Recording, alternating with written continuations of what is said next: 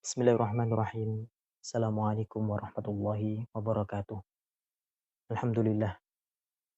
Alladzi ja'ala syahra ramadhana syahra siyami wal qiyami. Wassalatu wassalamu ala asyrafil anam. Habibina wa syafi'ina wa maulana sayyidina Muhammad. Allahumma ya Rabbana a'inna ala siyami wal qiyami wa qiraatil qur'ani. Ya Rabbana urzuqna taubata qabla al-maut wa syahadata 'indal maut wal jannata ba'dal maut. Amma ba'du. Yang kami cintai, kami muliakan para pemirsa dimanapun Anda berada, para pecinta ahli ilmu yang semoga dicintai oleh Allah Subhanahu wa taala. Alhamdulillah, kita bersyukur kepada Allah Subhanahu wa taala pada saat ini, detik ini kita dipertemukan kembali dengan bulan mulia, bulan agung, bulan yang sangat dirindukan para kekasih-kekasih Allah Subhanahu wa taala. Kita dipertemukan di bulan Ramadan, maka mari ayo kita syukuri kita dipilih oleh Allah Subhanahu wa taala untuk kembali bertemu dengan bulan mulia. Dan sungguh kita banyak mendengar akan kemuliaan, keutamaan, keagungan akan bulan Ramadan. Di antaranya adalah di dalam hadis Nabi Shallallahu Alaihi Wasallam yang menceritakan bagaimana amalan seorang di saat melakukan ibadah di bulan Ramadan akan dilipat gandakan hingga 10 kali lipat, bahkan sampai 700 kali lipat. Kemudian ada juga riwayat yang menunjukkan bahwasanya seorang yang berpuasa di bulan Ramadan, kemudian yang menghidupkan malam bulan Ramadan, akan diampuni dosanya oleh Allah Subhanahu wa taala. Man shoma ramadhana imanan wa ihtisaban, ghufira lahu ma taqaddama min dhanbihi, wa man qama ramadhana imanan wa ihtisaban, ghufira lahu ma taqaddama min dhanbihi. Ini menunjukkan bahwa Maha Kasih dan Maha Pemurahnya Allah Subhanahu wa taala di bulan Ramadan akan mengampuni hamba-hamba Allah yang sebelumnya terpleset dalam melakukan dosa. Kemudian ada juga keutamaan bulan Ramadan. Keutamaannya orang berpuasa di bulan Ramadan. Bau mulutnya lebih harum dari minyak misik di hadapan Allah Subhanahu wa taala. La khulufu fami shaimin atyabu min rihil misik innallahi taala. Jadi bau mulutnya seorang yang berpuasa itu biasanya lebih harum di hadapan Allah Subhanahu wa taala dari baunya misik. Dan ini para ulama membahas bahwasanya ada yang mengatakan lebih harum ini di hadapan para malaikat, dan ada juga maksud lebih harum di sini adalah harum kelak di saat bertemu dengan Allah Subhanahu wa taala di hari kiamat. Dan ada juga riwayat bahwa puasa di bulan Ramadan adalah sebagai tameng. Saum junnah. Puasa adalah tameng. Maksud tameng di sini adalah puasa tersebut menjadi tamengnya orang yang berpuasa kelak di akhirat, tameng dari api neraka. Jadi selama seorang senantiasa berpuasa dengan menjaga hal-hal yang membatalkan pahala-pahala puasa, menjauhi dari gunjing, namimah, mengadu domba, melihat dari sesuatu yang haram, itu maka puasa tersebut akan menjadi tameng. Nah, di saat seseorang di saat berpuasa menggunjing, mengadu domba dan sebagainya, maka puasa tersebut sudah tidak menjadi tameng lagi baginya. Nah, maksud tameng di sini saum junnah, maksudnya puasa tersebut adalah sebagai tameng. Dan di antaranya juga keutamaan puasa adalah seorang yang berpuasa akan mendapatkan surga yang khusus dari Allah Subhanahu wa taala yang disebut Ar-Rayyan. Jadi seorang yang ahli puasa tidak memasuki surga melainkan surga yang dikhususkan oleh Allah Subhanahu wa taala bagi ahli puasa. Seperti itu. Dan bagaimana tidak, seorang yang berpuasa itu tidak dikatakan seorang yang diberikan diskon pahala dari Allah Subhanahu wa taala. Ini orang yang berpuasa diamnya saja ibadah. Hmm, ya kan? Diamnya saja tasbih. Diamnya adalah tasbih, ya. Tidurnya ibadah, ya. Doanya dikabulkan oleh Allah Subhanahu wa taala. Ya. Diamnya tasbih, tidurnya ibadah, doanya dikabulkan oleh Allah Subhanahu wa taala. Akan tetapi jangan sampai salah di sini. Ya, jangan sampai salah memahami bahwasanya orang puasa diamnya saja pahala, ya.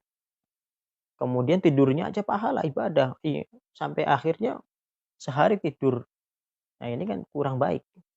Memang ada fadilah seperti itu, akan tetapi di saat kita sudah memasuki bulan Ramadan, jangan sampai kita berlihai-lihai malah meninggalkan fadilah yang banyak. Seharusnya kita isi waktu kita dengan baca Al-Qur'an, dengan sholat, dengan sedekah.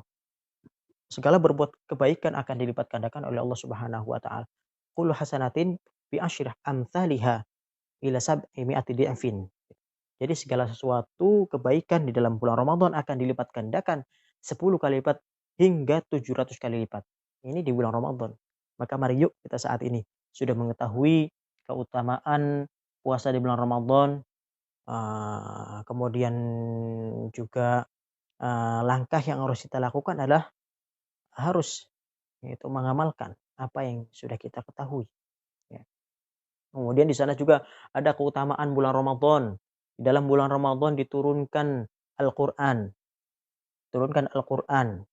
Kemudian juga bulan Ramadan keutamaannya juga disebutkan ada Lailatul Qadar.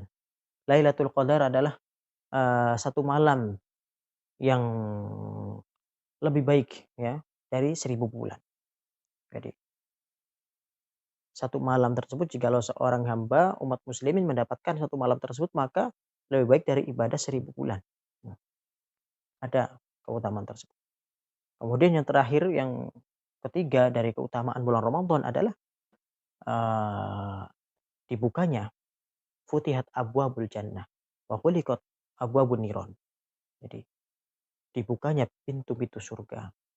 Kemudian ditutupnya pintu neraka. Kemudian maka mari yuk kita saat ini sudah mengetahui keutamaan bulan Ramadan, kita semangat di bulan Ramadan. Jangan sampai ada di sebagian tempat, sebagian kaum muslimin di saat sudah memasuki bulan Ramadan hanya semangat di awalnya saja. Namun di pertengahan bulan Ramadan surut akan semangatnya dalam beribadah. Kemudian di akhir ada yang semangat, bahkan ada yang tidak semangat, bahkan sampai meninggalkan tarawih. Ini kan suatu budaya yang tidak baik. Baik, kemudian setelah kita mengetahui keutamaan bulan Ramadan dan keutamaan orang yang berpuasa, kita akan membahas kenapa sih dinamai Ramadan. Nah, asal usul nama Ramadan, nama Ramadan adalah diambil dari kata romdo. Romdo adalah yang berarti panas, ya, panas. Dan orang Arab di saat hendak menamai bulan Ramadan, pada saat itu cuacanya sangat panas, sehingga orang-orang Arab menamai Ramadan adalah menamai Ramadan karena saat itu berada di waktu panas, ya, Romdo. Kemudian juga kenapa sih dinamai Ramadan? Nah, kenapa sih dinamai Ramadan? Ada juga yang mengatakan karena Ramadan adalah membakar, panas, dan panas ini akan membakar dosa-dosa kaum muslimin. Yaitu dengan berpuasa, beribadah, maka akan membakar dosa-dosa kaum muslimin. Seperti itu. Ini filosofi kenapa dinamai Ramadan, seperti itu. Ada yang mengatakan karena cuaca di Arab di saat bulan Ramadan adalah sangat panas. Ada yang mengatakan karena pada bulan Ramadan itu dengan asal kata romdo itu membakar, sehingga membakar semua dosa-dosa kaum muslimin dengan beribadah di bulan Ramadan. Nah, dan ini senada dengan hadis Nabi Shallallahu Alaihi Wasallam, "Man shoma Ramadan, man qoma Ramadan imanan wa ihtisaban, ghufir lahu ma taqaddama min dzanbihi." Nah,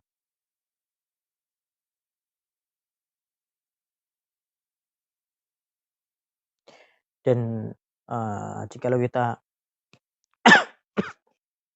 uh, mencari lebih tahu lagi, mencari lebih tahu lagi kapan disyariatkannya Ramadan tersebut. Kapan disyariatkan wajib puasa Ramadan? Puasa Ramadan diwajibkan pada tahun 2 Hijriah ya. Tahun kedua dari Hijriah pada bulan Sya'ban. Saat itu diperintahkan untuk wajib puasa Ramadan, dan Nabi Shallallahu Alaihi Wasallam pernah melalui 9 Ramadan, 9 kali Ramadan, 9 kali Ramadan.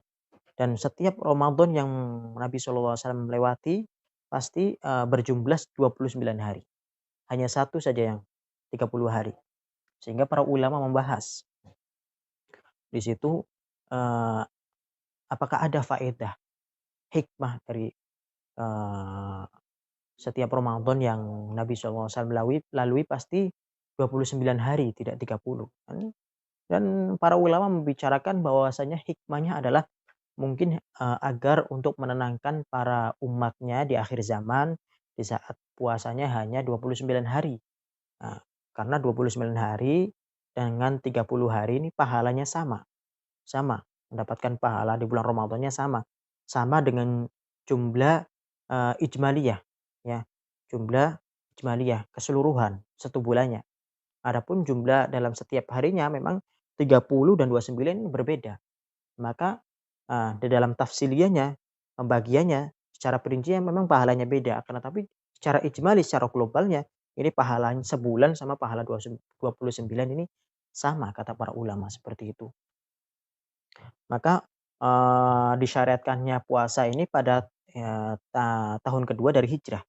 Tahun kedua dari hijrah di bulan Sya'ban, kemudian Nabi SAW pernah melalui 9 kali Ramadan. Dan setiap Ramadan yang ditemui Nabi SAW hanya 29 hari, kecuali satu kali Ramadan. Nabi SAW pernah melalui Ramadan dengan 30 hari. Kemudian apa sih pengertian puasa? Nah, pengertian puasa kita akan masuk membahas tentang apa itu puasa. Nah, karena di bulan Ramadan selain kita dianjurkan untuk berbuat baik, amal baik, kita juga untuk menyempurnakan kemuliaan di bulan Ramadan, kesempurnaan, keparipurnaan kita di dalam beribadah bulan Ramadan, yaitu kita mengetahui hukum puasa itu tersendiri. Makanya kita belajar sedikit demi sedikit tentang hukum puasa di bulan Ramadan. Dan kita sudah memasuki apa sih pengertian definisi puasa tersebut. Puasa menurut bahasa adalah imsak. Ya, al-imsak anisy. Al-imsak anisy. Jadi, ya, ta'aman kana au kalaman. Kalaman kana au ta'aman. Jadi, puasa menurut bahasa adalah menahan dari segala sesuatu, baik itu perkataan atau perbuatan. Jadi, menurut orang Arab, secara bahasa Arab seperti itu. Puasa adalah menahan dari segala hal. Kita nggak boleh makan, nggak boleh ngomong. Jadi diem aja. Itu puasa secara bahasanya seperti itu. Menahan dari segala sesuatu.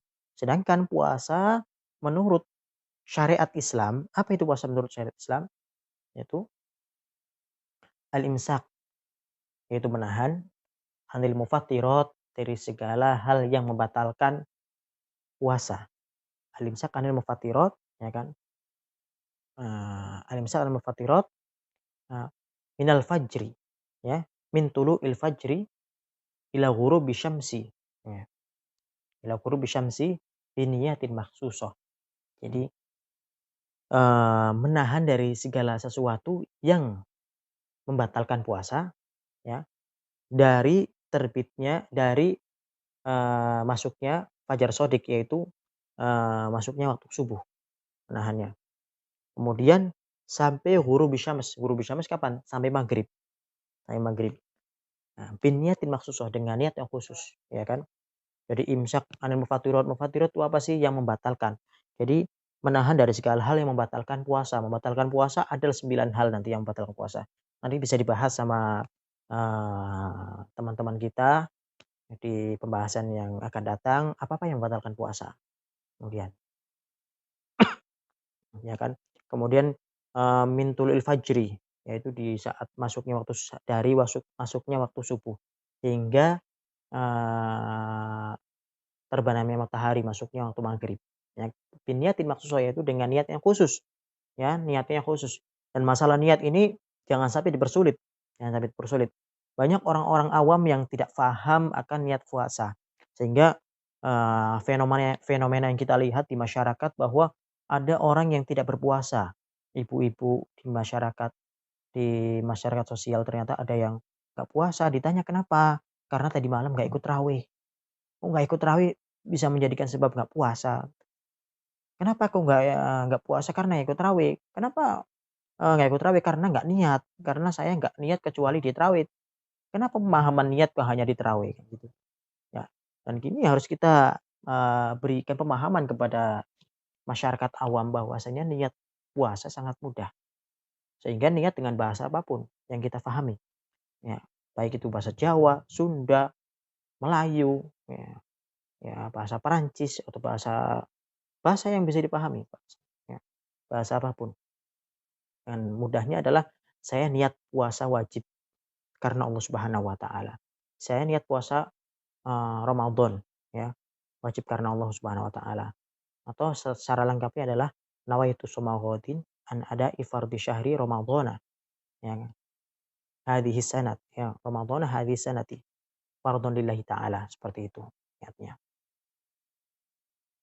Ini adalah membahas tentang keutamaan, kemudian, kapan diwajibkannya Ramadan, ya kan? Kemudian pengertian puasa. Maka kita akan melanjutkan pembahasan selanjutnya, yaitu tentang kita akan ambil dari kitab Safinatun Najah atau dari kitab Ghayatul Munah yang disyarahi oleh guru mulia Syekh Muhammad bin Ali bin Muhammad Ba'atiyah, yaitu masuk pembahasan pertama faslun. Bab Kitabus Shaum, ya, Kitabus Shaum. Yaitu kita akan mengetahui kapan seorang diwajibkan untuk berpuasa di bulan Ramadan, atau kita akan belajar memahami kapan wajib bagi umat manusia untuk berpuasa atau kapan kita mengetahui Ramadan itu sudah masuk waktu Ramadan, seperti itu.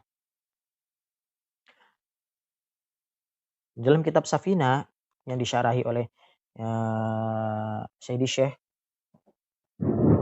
Kitabus Shaumi. Faslun syartu sihhatihi arba'atu asya'a. Islamun wa aqlun wa naqa'un min nahwi haidin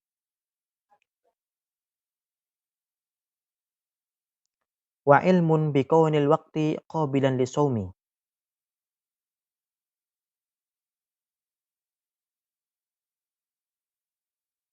Oh, mohon maaf, ternyata kelewat. Yang seharusnya adalah sebelumnya.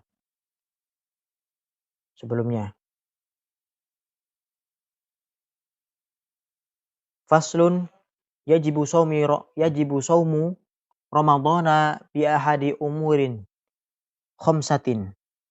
Ahaduha bi kamali Sya'bana 30 yauman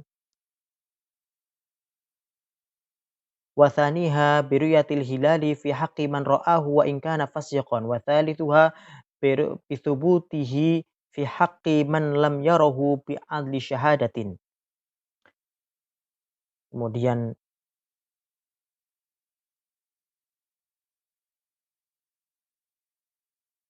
yang keempat, wa rabi'uha bi ikhbari adli riwayatin mautsukin bihi sawa'un waqa'a fil qalbi sidquhu am la, aw ghairi mautsukin bihi in waqa'a fil qalbi sidquhu. Wa khamisuha bi dhanni dukhuli ramadhana bil ijtihadi fi man ishtabaha alaihi dzalik. Jadi Di dalam pembahasan ini kita akan mengetahui kapan, masuknya bulan Ramadan atau kapan diwajibkannya bagi seorang untuk, puasa di bulan Ramadan. Yang pertama adalah di sini ada lima perkara, dan dengan 5 perkara ini salah satunya saja jikalau, sudah memasuki salah satunya saja, sudah terpenuhi salah satunya saja, maka wajib bagi seorang tersebut untuk puasa di bulan Ramadan, ya.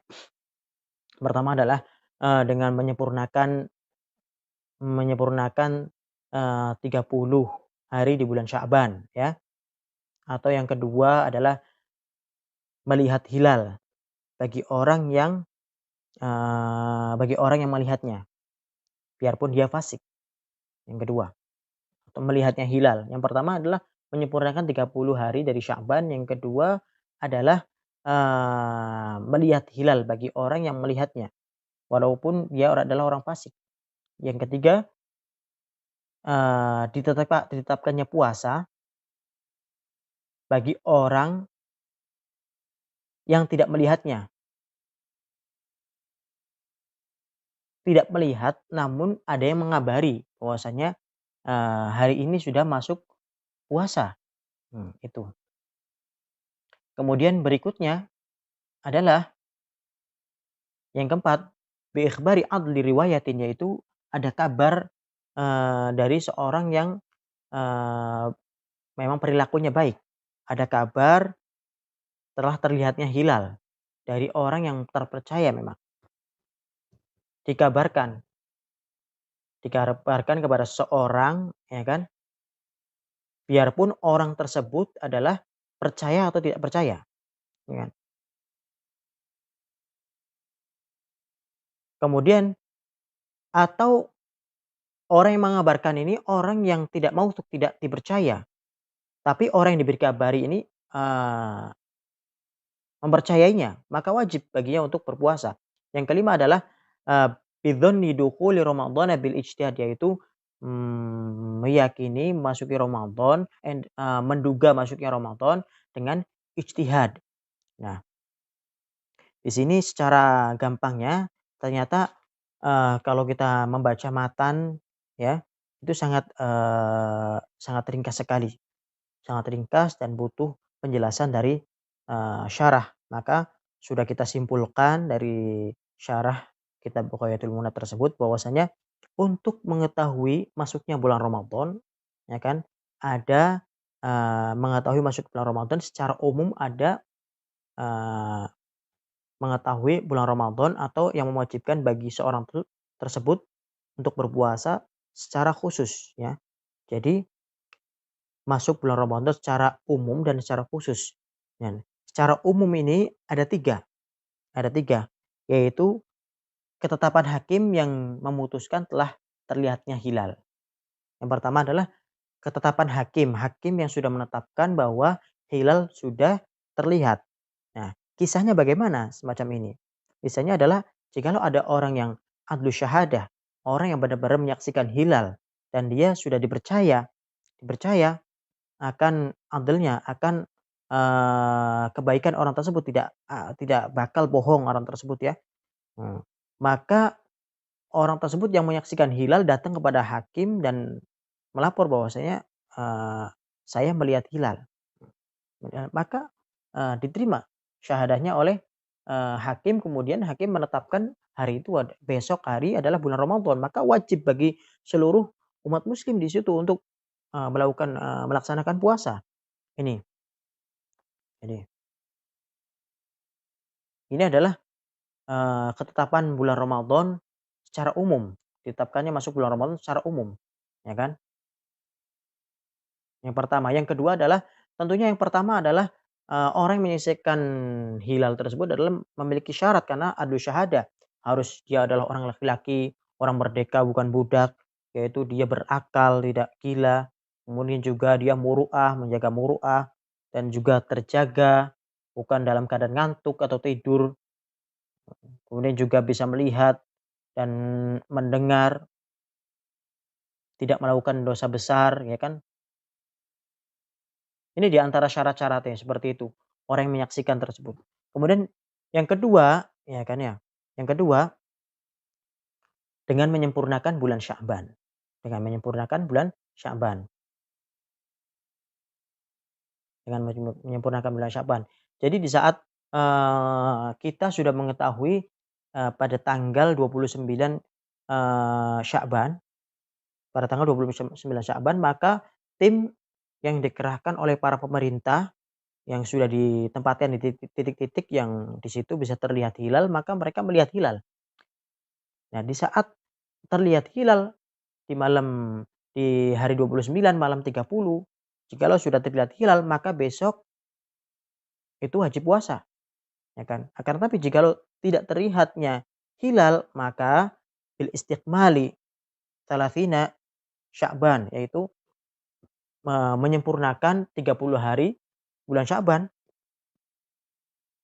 Sehingga jikalau di saat bulan Sya'ban sudah selesai 30 hari, maka tanggal pertama Ramadan, tanggal pertamanya adalah Ramadannya masuk adalah setelah 30 hari di bulan Sya'ban.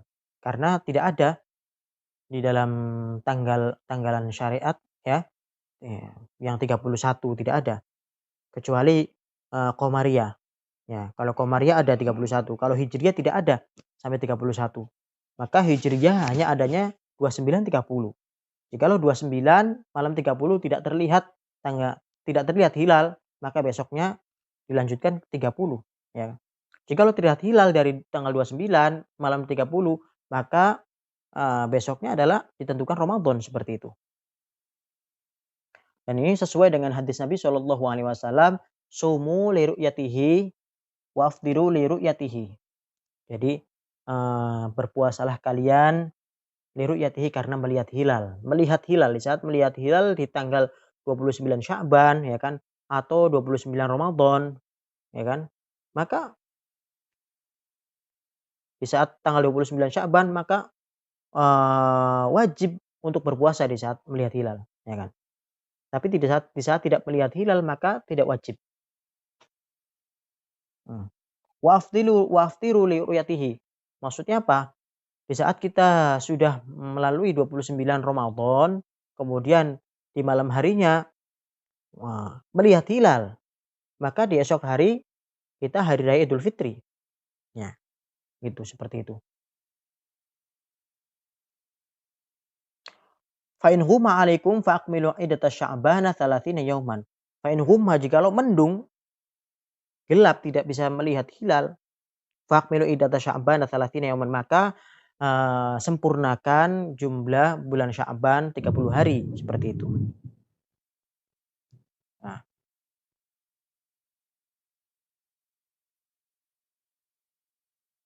kemudian yang ketiga adalah mendengar kabar yang mutawatir. Baik mutawatir ini dari orang fasik, orang kafir sekalipun. Ya, tentunya mendengar kabar akan terlihatnya hilal.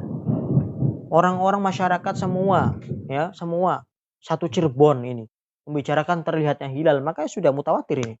Sudah mutawatir akan terlihatnya hilal, maka wajib esok hari untuk berpuasa. Maka ada 3 hal untuk mengetahui masuknya bulan Ramadan secara umum. Secara umum itu ada 3, yaitu hakim menetapkan masuknya bulan Ramadan. Yang kedua adalah istikmal salatina Sya'ban, bulan Sya'ban, yaitu menyempurnakan 30 hari bulan Sya'ban. Yang ketiga adalah mendengar kabar dari mendengar kabar yang mutawatir, yang mendengar kabar akan terlihatnya hilal dari orang yang banyak. Ini jikalau 3 hal ini salah satunya ada, salah satunya terpenuhi, salah satunya saja, maka sudah mewajibkan puasa bulan Ramadan. Ini adalah mengetahui Ramadan secara umum.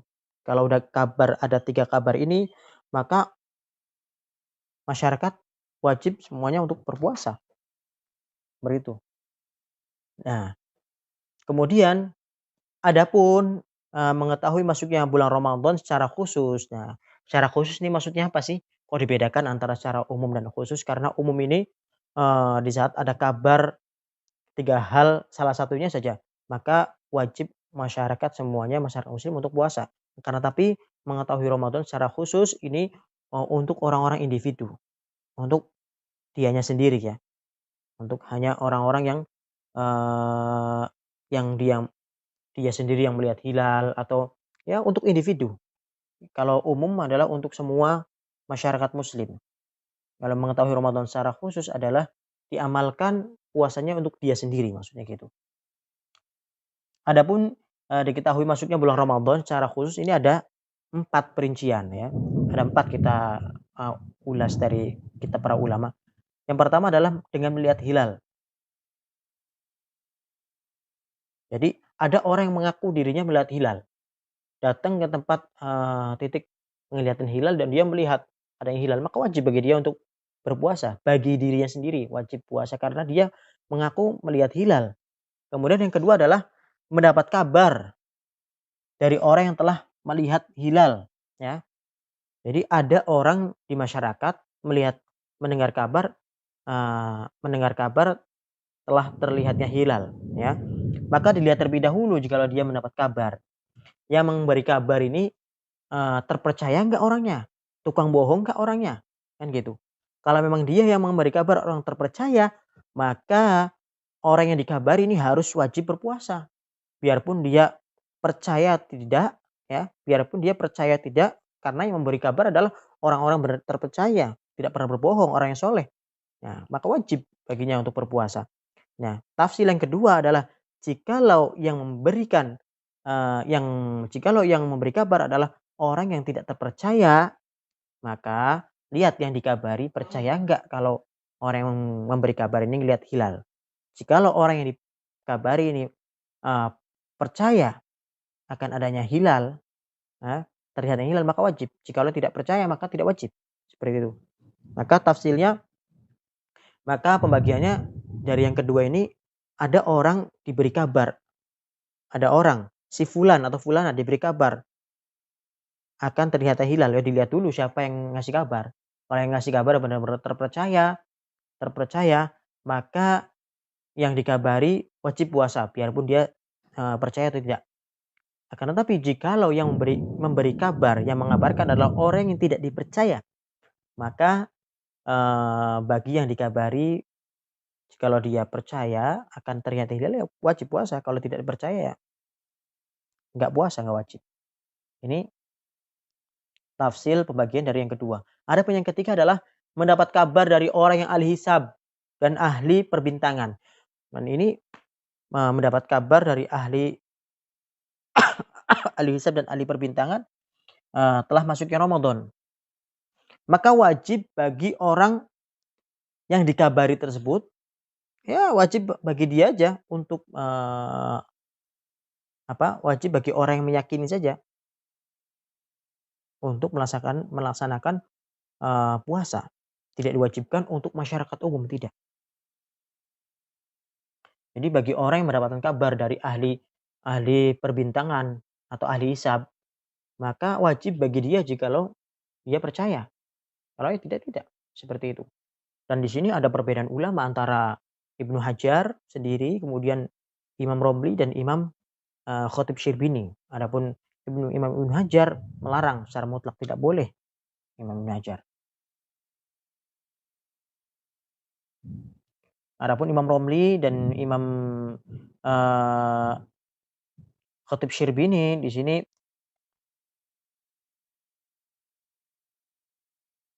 memperbolehkan, ya.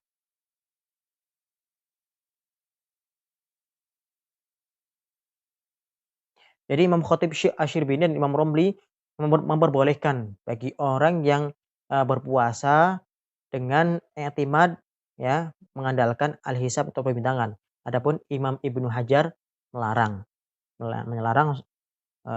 tegas di sini Imam Ibnu Hajar. Kemudian yang terakhir, yang keempat adalah menduga masuknya bulan Ramadan dengan berijtihad, seperti mendengar senapan, ya, atau melihat api.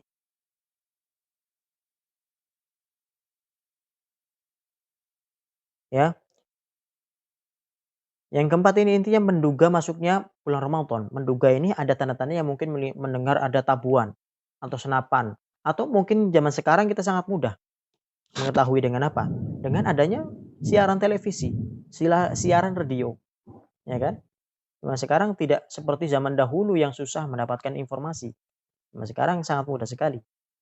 Di televisi setiap channel mengumumkan akan masuk atau tidaknya, akan sudah masuk atau belum masuk akan bulan Ramadan, seperti itu, ya kan. Atau di sebagian tempat yang memiliki adat kalau masuknya bulan Ramadan akan terlihatnya tanda semacam itu. Maka intinya, kita harus memahami di sini kita bagaimana cara mengetahui masuknya bulan Ramadan sehingga kita wajib bagi, siapapun umat muslim jikalau sudah memasuki bulan Ramadan untuk berpuasa di bulan Ramadan. Yaitu mengetahuinya secara mudahnya adalah, eee, mengetahui masuknya bulan Ramadan secara umum dan mengetahui masuknya bulan Ramadan secara khusus. Dan jikalau mengetahui dengan secara umum ini, maka wajib, bagi seluruh umat muslim untuk berpuasa. Ya, yaitu dengan 3 poin yaitu secara umum itu. Yaitu hakim yang menetapkan wajibnya berpuasa di esok hari karena sudah terlihatnya hilal. Kemudian istiqmalu Sya'ban, ya kan? Istiqmalu Sya'ban. Kemudian yang ketiga adalah kabar mutawatir.